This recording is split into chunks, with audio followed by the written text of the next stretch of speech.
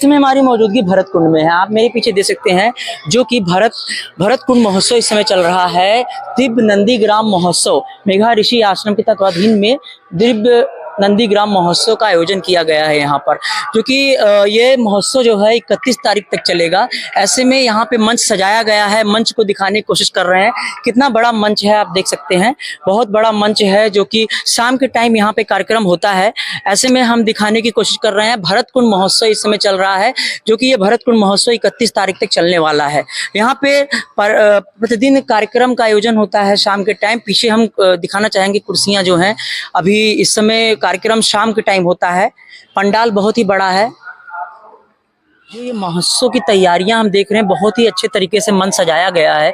ये महोत्सव शाम के टाइम होता है। हाँ, शाम के टाइम में, और खूबसूरत भी लगता है जब रात्रि में हम यहाँ मैंने देखा जो कुर्सियां खाली पड़ी है, सारी कुर्सियां भर जाती है रात में। हाँ, यहाँ पे बहुत सारे भीड़, बहुत दूर दूर से। हाँ, जैसे कि हम भी बिहार से आए हुए हैं, बहुत दूर से। हम भी कार्यक्रम को देखने के लिए आए हुए हैं। अच्छा, कार्यक्रम को देखने के लिए बिहार से हम आए हुए हैं। इसलिए आप बिहार के रहने वाले? हाँ, बिहार के रहने वाले। इस कार्यक्रम को ही देखने के लिए पूरे अयोध्या का हमारा यात्रा है। हम लोग 1 तारीख को यहाँ से निकलेंगे और एक कार्यक्रम का पूरी तरह से देख के जाएंगे यहाँ से। तो ऐसे में मतलब जो भरत कुंड में हमने देखा है श्रद्धालुओं की संख्या बढ़ी है, ऐसे में क्या कहना चाहें, क्योंकि पहले भरत कुंड में लोग नहीं आते थे उतना ज्यादा। हाँ, जब से राम मंदिर यहाँ पे स्थापित किया गया है, तब से यहाँ पे जो भक्त का लगातार भारी संख्या में बहुत सारा यहाँ पे फैसिलिटी भी दिया गया है सरकार के माध्यम से, धर्मगुरु के लोग से ऊंचे स्तर पे प्रचार प्रसार राम मंदिर को। और राम मंदिर हम लोगों के लिए कोई मंदिर और ये का बात नहीं है।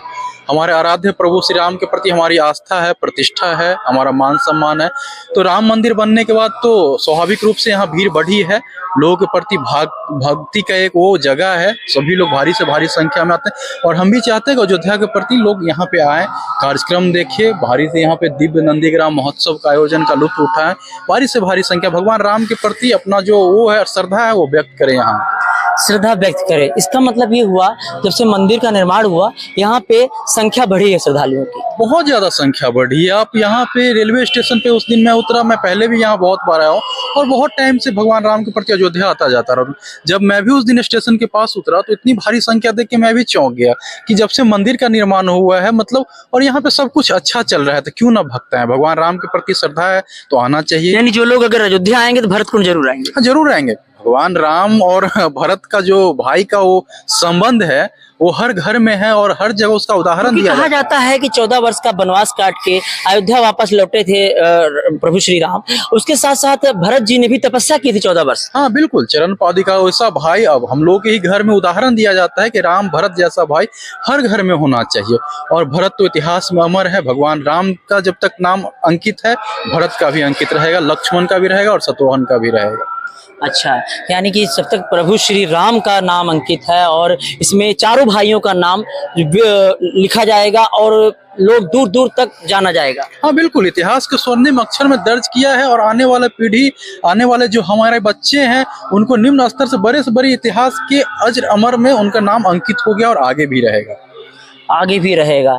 ऐसे में विकास के बारे में क्या कहना चाहेंगे, जो अयोध्या में लगातार विकास हो रहा है? अयोध्या समेत पूरा उत्तर प्रदेश में जो हमारे योगी आदित्यनाथ जी है, चाहे प्रशासन की बात हो, विकास की बात हो या टूरिज्म स्तर की बात हो, यहाँ पे विकास का उदाहरण पूरे देश में इस समय योगी आदित्यनाथ जैसा मुख्यमंत्री, हर प्रदेश की लालसा है कि हमारे प्रदेश में योगी आदित्यनाथ जैसा मुख्यमंत्री हो। और विकास तो आप खुद भी देख सकते हैं, चाहे अयोध्या धाम रेलवे स्टेशन की बात हो, एयरपोर्ट की बात हो, चाहे नगर निगम की बात हो, चाहे नाला हो, सड़क हो। अगर लगातार 3 से 4 सालों में अयोध्या का जो विकास का, डेवलपमेंट का ढांचा होगा, हमको लगता है कि भारत के मानचित्र में सबसे खूबसूरत और अच्छा और उल्लेखनीय रहेगा। बिल्कुल। यानी कि विकास की रफ्तार में कोई कमी नहीं है। लेकिन एक और सवाल आपसे पूछना चाहेंगे कि योगी जी का एक बयान आया था जिसमें उन्होंने कहा था बटेंगे तो कटेंगे। यही बयान पूरे देश में गूंज रहा है। बिल्कुल। हम लोग जब बचपन में पढ़ाई करते थे तो एक चैप्टर हुआ करता था, लकड़ी का गुठा था, तो अकेले रखने पे वो टूट जाता था और एक साथ रखने पे वो तोड़ नहीं पाता था। तो उनका स्टेटमेंट बिल्कुल सही है। हम एक साथ रहेंगे तो आगे भी रहेंगे, साथ में रहेंगे और बिल्कुल बटने की जरूरत नहीं है। सब लोग साथ चलना है, आगे भी रहेंगे। कोई जात पात किसी भी समुदाय के ना, हमें तोड़ने की कोशिश की जाएगी लेकिन हमें टूटना नहीं है। एक साथ आगे बढ़ना है, हाथ से हाथ मिलाकर। और योगी जी, मोदी जी के साथ एकदम कदम से कदम मिलाकर देश की विकास की बात हो या धर्म की बात हो, उनके साथ डटे खड़े रहना है और आगे भी हम लोग खड़े रहेंगे। तो यानी कि बटेंगे तो कटेगा, मतलब ये हुआ कि संगठित रहने की जरूरत है हिंदुओं को। बिल्कुल संगठित हम हैं, तभी तो आज मोदी जी 15वीं साल तीसरी बार लगातार प्रधानमंत्री के दौर में, योगी जी लगातार दूसरी बार मुख्यमंत्री।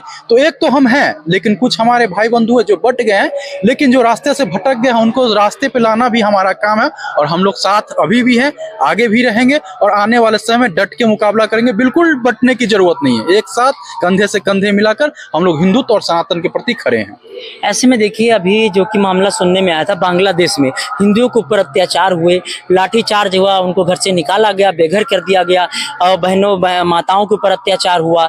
ऐसे में जब हिंदुओं के ऊपर काफी अत्याचार हो गया, काफी हिंदू बहुत कुछ उनके ऊपर जब प्रताड़ित हो गए हिंदू, तो एक साथ 7 लाख हिंदू सड़कों पे आ गए बांग्लादेश में। बिल्कुल, बांग्लादेश का जो उदाहरण है उससे देशवासियों को, भारत समेत पूरे दुनिया को सीखना चाहिए कि किस प्रकार से कट्टरपंथी विचारधाराओं से हटके हम लोग को एक रहने की जरूरत। बहुत बड़ा उदाहरण है बांग्लादेश जैसा हालात, हर देश को और खासकर विशेष तौर पर भारत की जो स्थिति है उसमें सीखने की जरूरत है।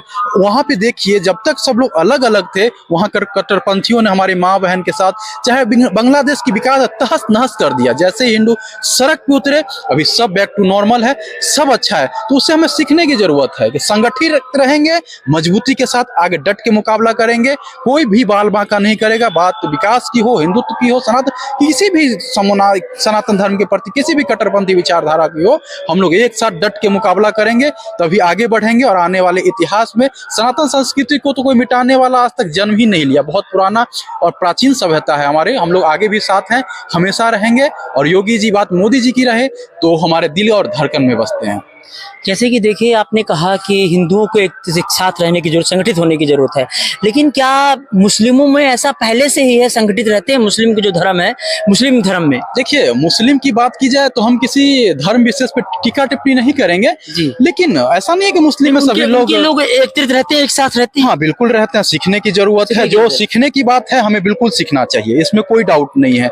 लेकिन उनमें भी एजुकेटेड लोग हैं, पढ़े लोग, ऐसा नहीं है कि सब लोग गलत हैं।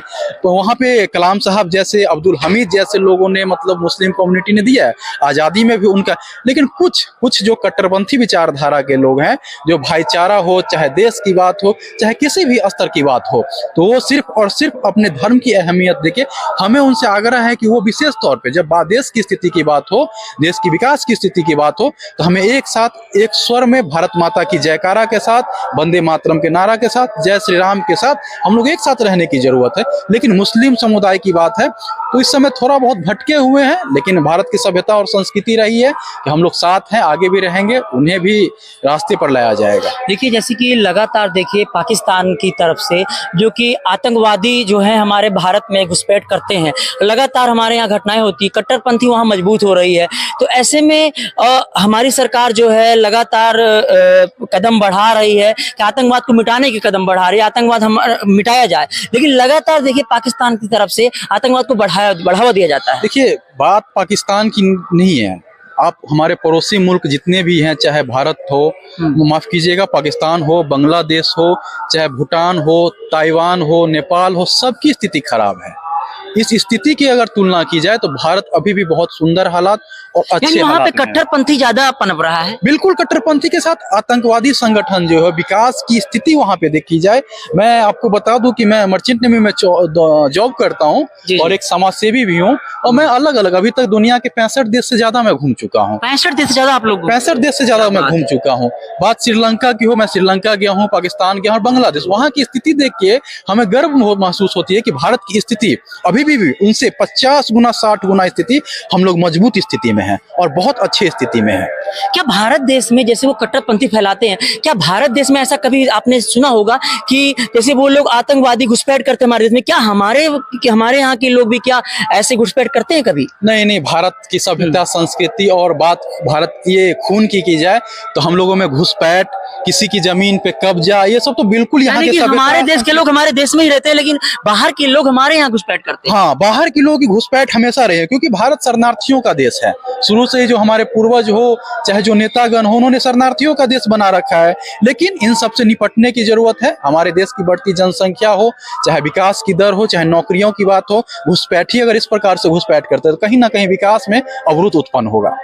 अवरुद्ध उत्पन्न होगा। ऐसे में क्या जो आतंकवादी होते हैं, क्या बचपन से कोई आतंकवादी जब जन्म होता है आतंकवादी थोड़ी होता है, आतंकवादी से बनाया जाता है लोग कहते हैं। नहीं नहीं, बचपन से कोई आतंकवादी नहीं होता है। स्थिति परिस्थिति चाहे हालात उनकी कुछ ऐसी कर देती है जो बंदूक उठाने पे, चाहे वहाँ की सरकार हो, स्थानीय नागरिक हो, क्या चाहे बचपन से उन्हें यही पाठ पढ़ाया जाता है? नहीं नहीं, बिल्कुल ऐसा कुछ नहीं है। समय और हालात के कारण कुछ लोग अपने हथियार उठा लेते हैं, लेकिन ऐसा कुछ नहीं। उनको भी रास्ते पे लाया जा सकता है, उन्हें भी सरेंडर करवाया जा सकता है।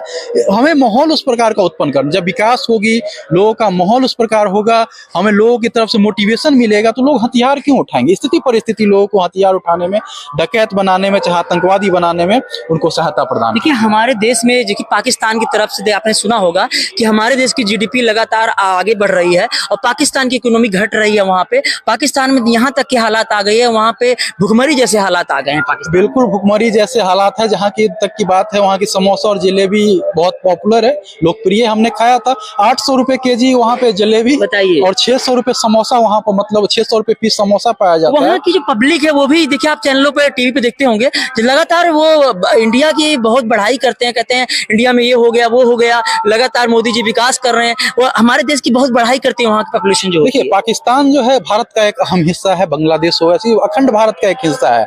और वहाँ पे भले ही हम लोग दुश्मन हो चाहे दोस्त हो, भाईचारा हो, जिस नजरिए से आप देखना चाहेंगे, लेकिन जब मैं वहाँ पे घूमा तो लोगों की, मतलब मोदी जी के प्रति हो चाहे भारत के प्रति हो, ऐसी कोई विचारधारा नहीं है। यानी हमें गलत पर पढ़ाया जाता है कि पाकिस्तान हमारा दुश्मन है। बिल्कुल बिल्कुल, यहाँ पे अंतर्राष्ट्रीय मामला है, जमीनों का विवाद है, नेताओं राजनीति है। लोग हर जगह अच्छे होते हैं, विचारधारा एक होती है, सब लोग एक होती है, नजरिए अलग अलग होते हैं। हमारे वो में अंदर डाल दिया गया है कि हम दुश्मन हैं, लेकिन लोग वहां भी अच्छे हैं, यहाँ भी अच्छे हैं। मसला बस जमीनी आपने उन लोगों से जब बात किया, पाकिस्तान के लोगों से, तो ऐसा लगा नहीं कि एक टेररिस्ट देश है, यहाँ के लोग टेररिस्ट होंगे, उनकी बोली भाषा कट्टरपंथी होगी, ऐसा नहीं लगा? बिल्कुल ऐसा महसूस ही नहीं हुआ कि हम मतलब पाकिस्तान में। हमें तो ऐसा महसूस हुआ कि हम भारत में ही हैं। लोगों की मिठास हो या उनका जो भी व्यवहार हो हमारे प्रति, उनका व्यवहार, जैसे कि आप जाते हैं तो आपको एक मान सम्मान देते हैं वो लोग? बिल्कुल, मान सम्मान में तो वो कोई कमी नहीं करती है। पता चलता है कि आप इंडिया से हो उनके, हाँ, जब मैं खुशी से उनको बोलता हूँ आई एम फ्रॉम इंडिया, तो वो बहुत मतलब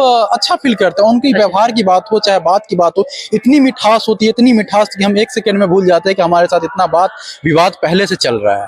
यानी कि जो ये भावना फैलाई गई है कि अगर पाकिस्तान में हम चले जाते हैं तो हमें वहां जिंदा मतलब जीने नहीं देंगे, मार दिया, ऐसा एक भावना आती है लोगों के सुनने में आती है कि अगर हम पाकिस्तान देश जैसे हिंदुस्तान सुरक्षित है, लेकिन पाकिस्तान चलेंगे सुरक्षित नहीं है हम। देखिए, ऐसा कुछ नहीं है। वहाँ पे थोड़ा बहुत कठिनाइयां हर जगह है। अगर आप सिस्टम से जाओगे वीजा लेकर या पासपोर्ट वीजा के जरिए जाओगे तो वहाँ कोई प्रॉब्लम नहीं होने वाली। ऐसी कोई समस्या नहीं है। लोग एक हैं, देश एक है, सब लोग अखंड भारत का हिस्सा है। हाँ, सुरक्षा कारणों से वहाँ के जो प्रशासन है, भारत पाकिस्तान की दुश्मनी के नजरिए से हमें सुरक्षा की वहाँ पे वो दी जाती है कि आप बाहर खतरा है, ऐसे है। लेकिन जब वहाँ पे आप बाहर घूमेंगे तो ऐसा कुछ नहीं है, आप सुरक्षित महसूस करेंगे, अच्छा महसूस करेंगे। यानी कि जो वहाँ लोकल पब्लिक रहती है, वहाँ की दुकानदार रहते हैं, कहीं भी निकलते हैं, ऐसा माहौल नहीं दिखता कि हमें इनसे कोई खतरा है। देखिए, अभी तक तो हमें ऐसा महसूस नहीं हुआ। हम 3 दफा पाकिस्तान जा चुके हैं, कराची, ठीक है, ऐसा मुझे कुछ महसूस नहीं हुआ। ठीक है, बात रहा विकास की, तो वहाँ पे थोड़ा गरीबी है, और गरीबी रहेगी तो थोड़ा बहुत समस्या उत्पन्न है, बहुत ज्यादा। यानी वहाँ भुखमरी जैसे हालात, मैंने सुना है कि वहाँ पे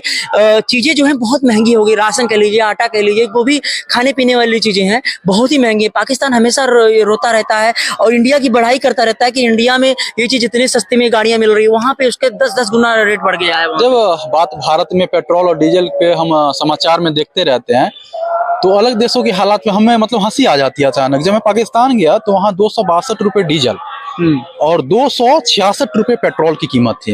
इस नजरिए से जब मैं भारत देखा तो हम लोग काफी खुशहाल हैं, अच्छे हैं। लोगों को महंगाई पे आवाज उठाते हैं, उठाना चाहिए। लोकतांत्रिक में सबको अधिकार है अपना अपना आवाज बुलंद करे, लेकिन कहीं ना कहीं हम लोग बहुत बेहतर स्थिति में, अच्छी स्थिति। अच्छा, क्या जब से बीजेपी की गवर्नमेंट मोदी जी की, तब से क्या लग रहा है कि अपनी भारत देश की जीडीपी और विकास में कितनी तेजी आई है? देखिए, जीडीपी को लेके तो मोदी जी ने संकल्प कर रखा है और हमारे आंख के सामने है। देश की स्थिति हो, परिस्थिति हो, दुनिया में हमारा नाम बुलंद हो चुका है, भारत विश्व गुरु की ओर अग्रसर है।